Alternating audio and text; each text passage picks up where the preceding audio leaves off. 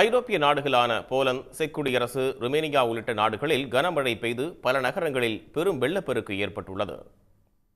மத்திய மற்றும் கிழக்கு ஐரோப்பிய நாடுகளில் கடந்த வியாழக்கிழமை முதல் கனமழை பெய்து வருகிறது.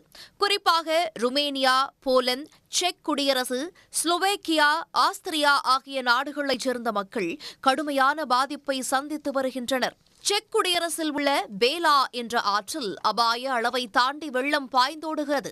தொடர்ந்து சூறைக்காற்றுடன் கனமழை பெய்து வருவதால் பல ஆயிரம் வீடுகள் சேதமடைந்து மின்சாரம் துண்டிக்கப்பட்டுள்ளது. மழை தொடர்வதால் சுமார் 51,000 பேர் பாதுகாப்பான இடங்களில் தங்க வைக்கப்பட்டுள்ளனர். செக் குடியரசின் பல்வேறு நாடுகளில் அடுத்த சில நாட்களுக்கு கனமழை தொடரும் என்று அறிவிக்கப்பட்டிருப்பதால் அந்நாட்டு மக்கள் கலக்கமடைந்துள்ளனர். ருமேனியாவில் 8 மாவட்டங்களில் வெள்ளப்பெருக்கு ஏற்பட்டு பெரும் பொருட்சேதம் ஏற்பட்டுள்ளது. 5,000 வீடுகளை வெள்ளம் சூழ்ந்தது. 15,000 வீடுகளுக்கு மின்சாரம் துண்டிக்கப்பட்டுள்ளது. மற்றொரு ஐரோப்பிய நாடான போலந்தில் ஓப்போல் மண்டலம் கனமழையால் கடும் பாதிப்பை சந்தித்து வருகிறது. இங்குள்ள ஆறுகளில் வெள்ளப்பெருக்கு ஏற்பட்டுள்ளது.